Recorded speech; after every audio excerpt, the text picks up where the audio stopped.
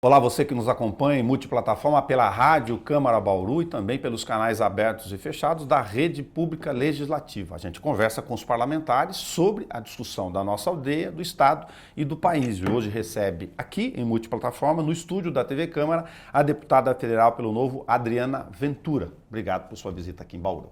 Olha, o prazer estar aqui. É muito bom poder visitar toda a região oeste. Eu que sou uma filha da terra, eu tenho família em Veracruz, em Marília, eu sempre passei por Bauru nas minhas viagens, então é um prazer estar aqui. Adriana, a gente aproveita a vinda dos deputados, que é uma oportunidade nossa aqui também próxima, de tirar alguns mitos, melindres ou medos. Eu me refiro à proposta, nesta semana que a gente está gravando, de eventual mudança chamada mini-reforma eleitoral. A gente tem um medo quando fala de mini e quando fala de reforma eleitoral, parece muito casuísmo. Estamos errados ou não?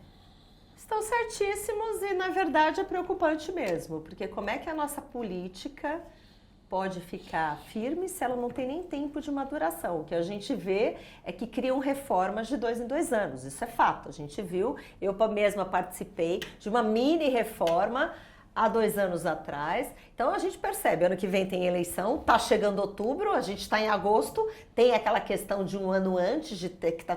Então tá todo mundo correndo com isso, com um grande agravante na minha visão, viu, Nelson?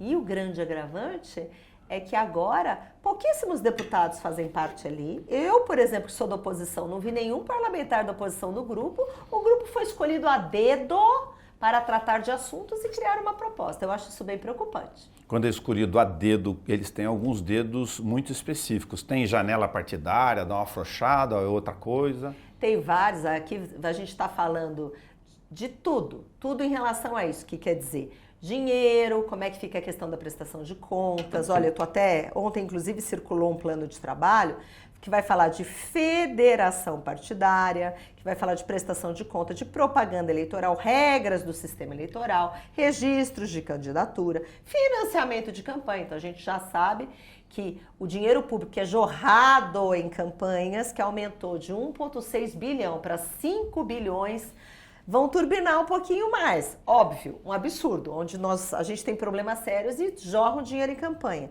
Violência, e tem uma questão aqui de violência política, então.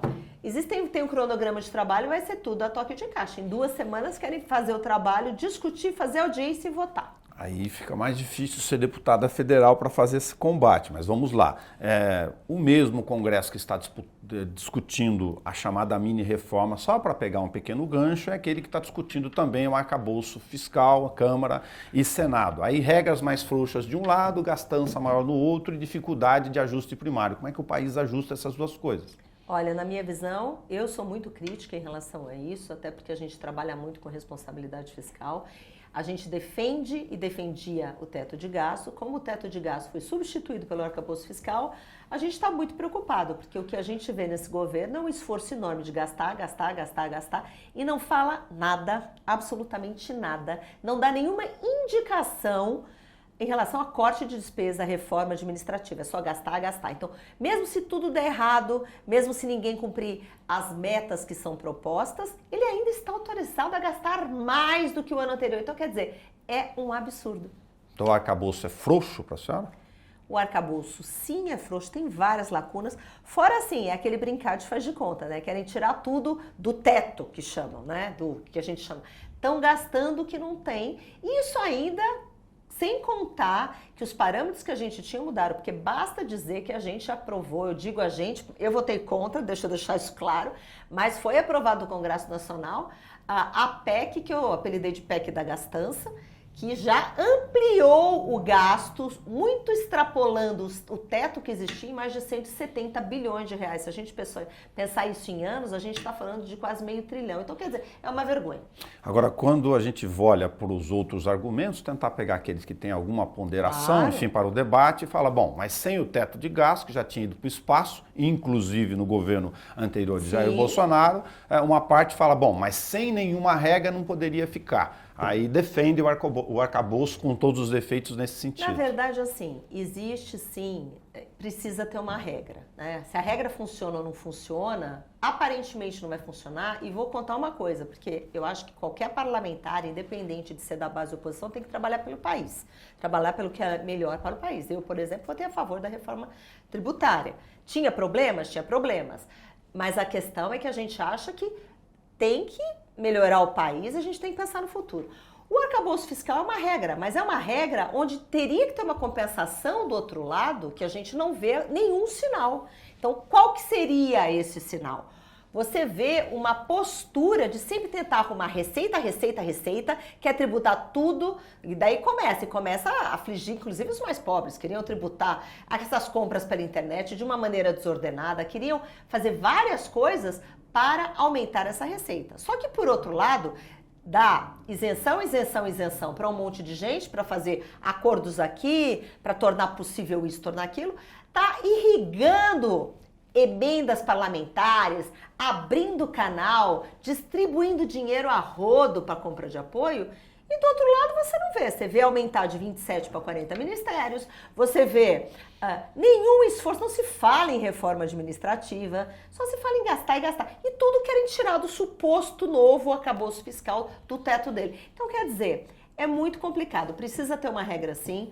Eu não estou torcendo para dar errado, porque eu amo meu país e eu quero que dê certo, mas a gente está vendo que está afrouxando regras, isso sem falar da fragilização da lei de responsabilidade fiscal, que é seríssimo, porque qualquer gestor público tem que ter responsabilidade. Se tem 10, não pode gastar mais que 10, não pode contratar mais que 10. E como a gente sabe que a nossa política, infelizmente, a maneira como ela é construída, é baseada em toma lá da cá, fisiologismo, é tudo troca de cargo, troca de emenda, recebe isso, a gente fica realmente comprometido porque o interesse público é comprometido, não chega na ponta. Ainda sobre arcabouço, então, o capítulo das desonerações é tão movediço quanto o lobby que se faz a alguns republicanos e outros não no Congresso?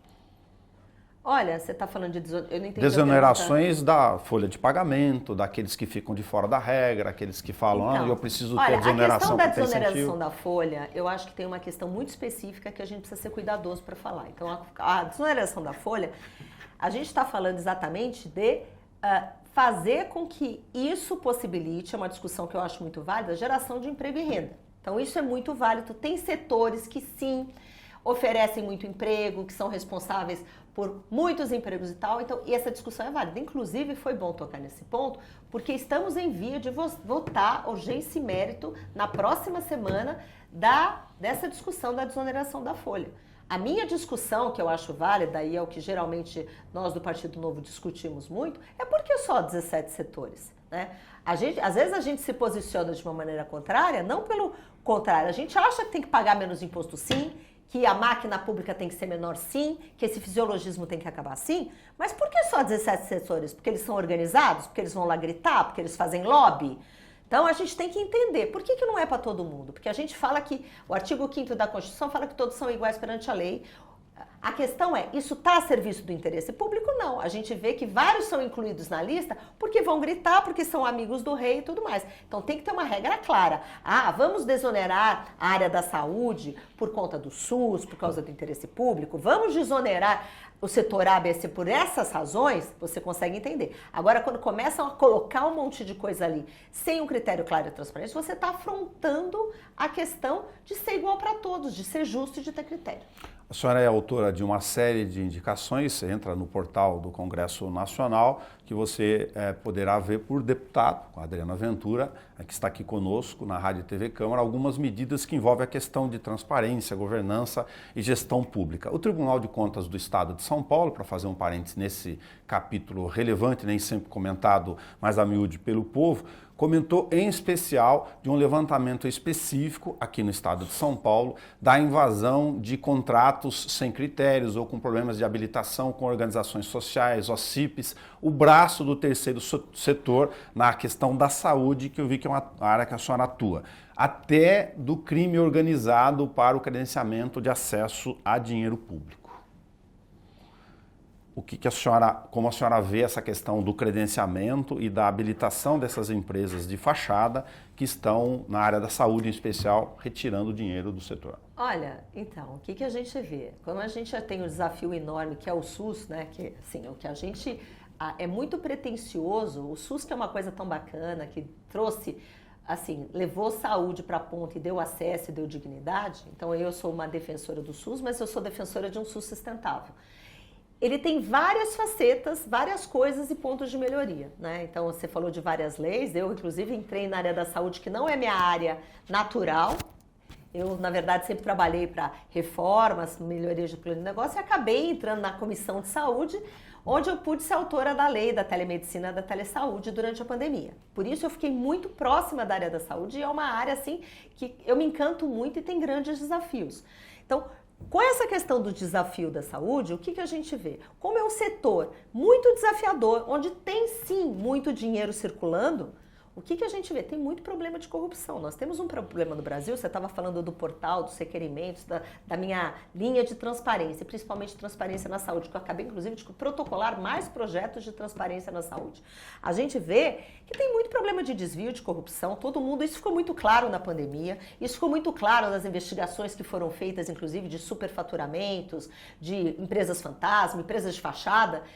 Nós temos problemas sérios. A corrupção é um deles, os desvios de recursos é outro, a questão também dos superfaturamentos e envio. Teve um escândalo do Maranhão que a gente viu, de cidades onde tinha 2.000 habitantes que tinha 30.000 extrações de dente, coisas assim que você percebe que precisa ter uma fiscalização e controle que hoje nós não temos. Ou então não interessa fiscalizar.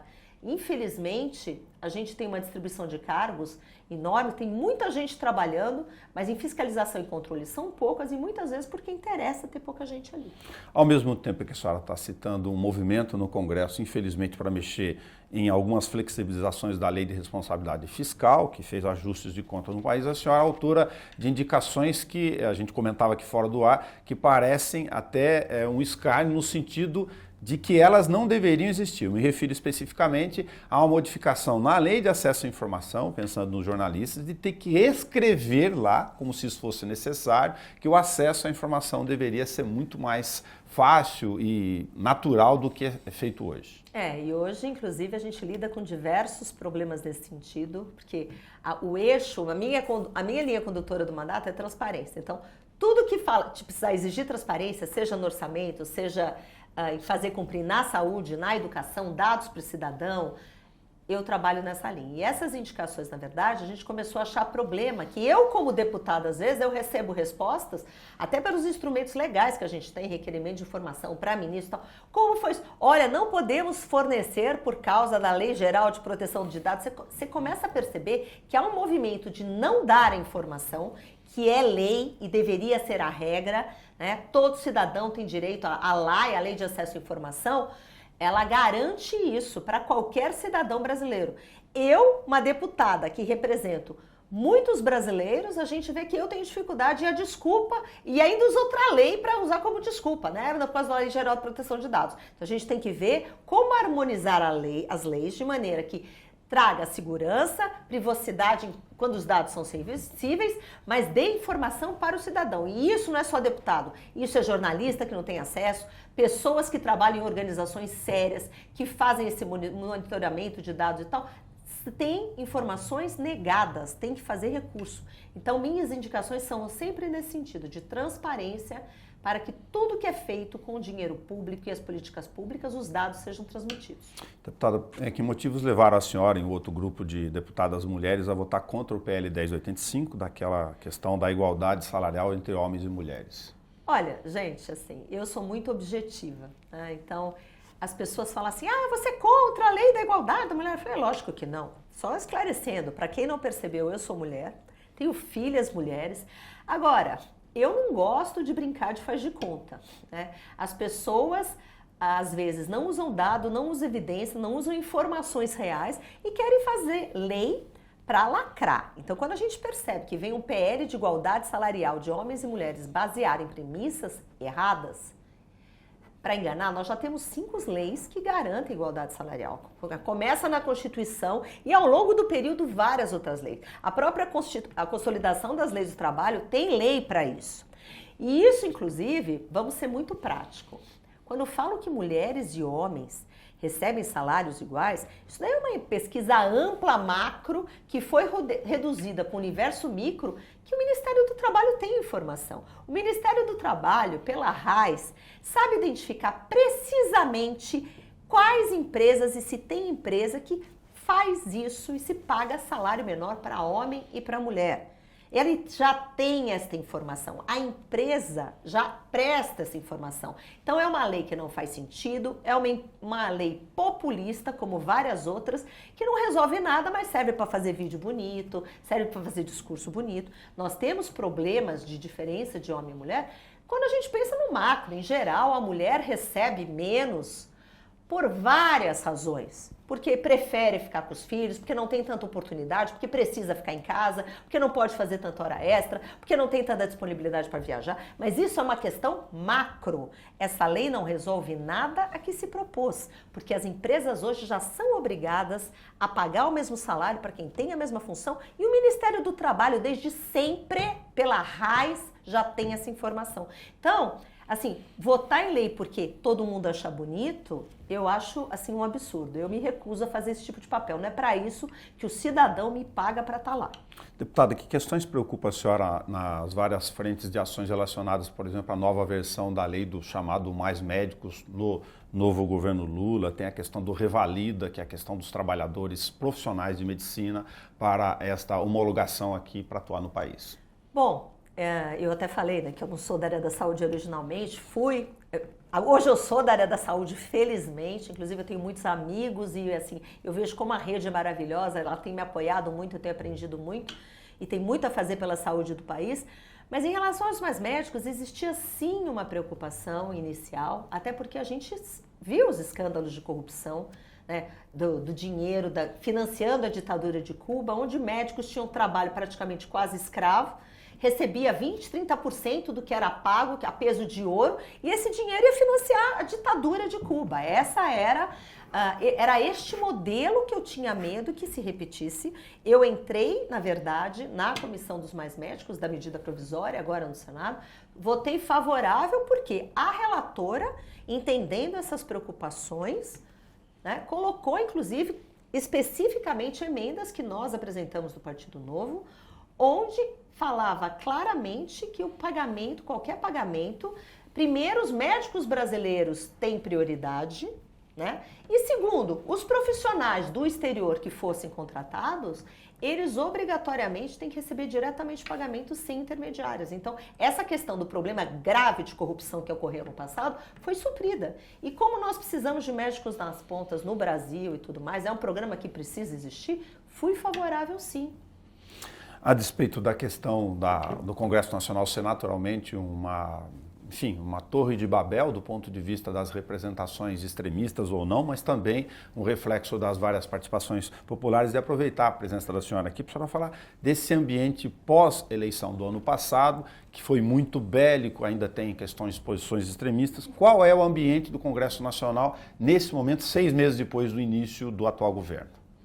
Olha, o ambiente continua bélico, né? Existe agora, o que eu percebo é que há muito pouco diálogo entre o governo federal e o parlamento.